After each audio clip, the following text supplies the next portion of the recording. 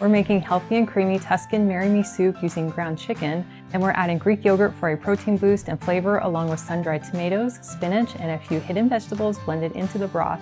Hello, my name is Nicole Bonilla, and if you love healthier recipes to our favorite foods, then you are in the right place. Now you're welcome to jot down these ingredients as we go along, or you can click on the link that's in the video description below, and that will take you to all the details, including nutrition facts, ingredients and substitutions, and frequently asked questions. Now it really helps to have all the vegetables prepped and chopped before we start making the soup. So I've taken 1 pound of golden potatoes, which is equal to about 4 medium potatoes, and just diced them nice and small. I've taken 1 yellow zucchini that looks like this and just diced that up, and diced up half of an onion, and you could use white or yellow or red.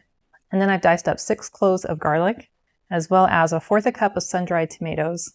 Now we'll also need 5 cups of chicken stock, and I really like to use this better than bouillon chicken because I can just add this to some hot water, and then I don't have to store a bunch of cartons of chicken stock. I'm just going to add about a tablespoon to my hot water in my blender, and let that hang out until we need it. Now to cook your soup, you could use any sturdy bottom pot. I'm going to use my Hexclad hybrid pot because they give me the best of non-stick, stainless steel, and cast iron. And I included a link in the description below if you'd like to check them out. So I've just brought it up to medium-high heat, and then I'm going to drop in 2 tablespoons of butter. And then we're going to drop in our half of an onion and our yellow squash and a few pinches of salt. And we'll give those a good stir. And then we're going to let these cook down for about 4 to 5 minutes or until soft. And if you have a lid, that can help it go a little bit quicker. And then we'll stir it about every minute to make sure it doesn't brown too quickly on the bottom. Well, these have been cooking for about 4 minutes now, and I can tell that they're getting nice and soft. So we are going to drop in our garlic. I'll give that a good stir, and we'll let this cook for about another minute to bloom the garlic. And your nose will let you know when that garlic is ready. Give this a quick stir. So now we want to add these vegetables into our broth so we can blend them down nice and smooth. Not only does that give them a creamier texture, but it also makes them undetectable, which is especially beneficial if you have any picky eaters like I do. And I find it's a little bit safer and easier to first dump these into a bowl before trying to get them into the blender. And then we want to keep our pan on this medium-high heat to cook our chicken, but we want to add in just a little bit of some light olive oil, and then we will add our cooked vegetables down here into our blender with our chicken stock. And we'll just carefully blend these until smooth. Now that our pan is nice and hot, we want to add in 1 pound of our ground chicken, and this could also work with ground beef or even sausage.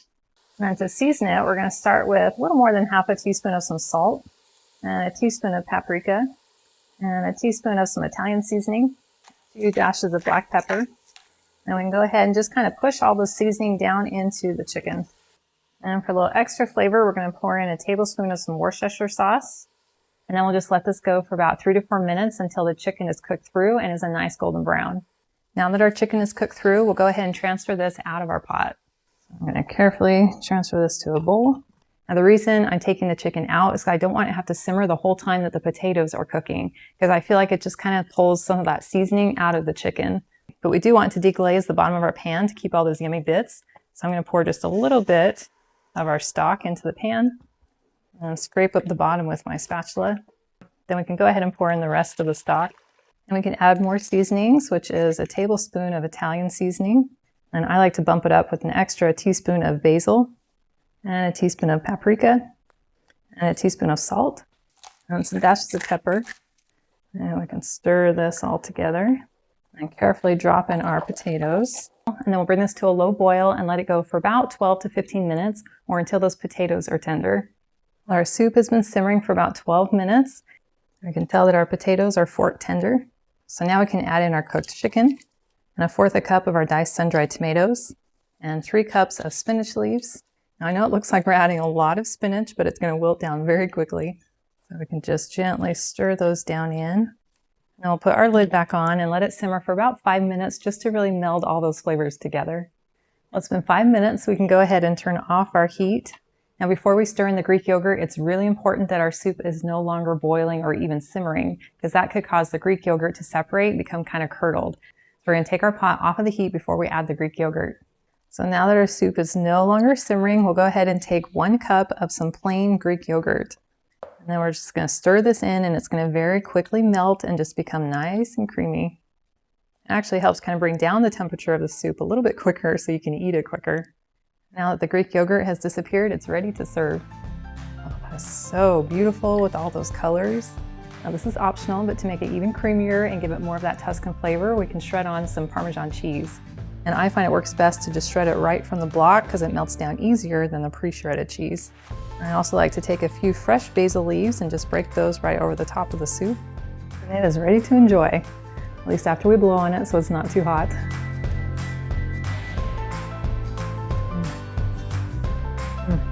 That tastes incredible. All those ingredients come together for the most delicious Italian bite that is so good. I love the soft, creamy texture that the golden potatoes give it, and then the chicken just has lots of flavor to it. And I love the tanginess we get from the Greek yogurt.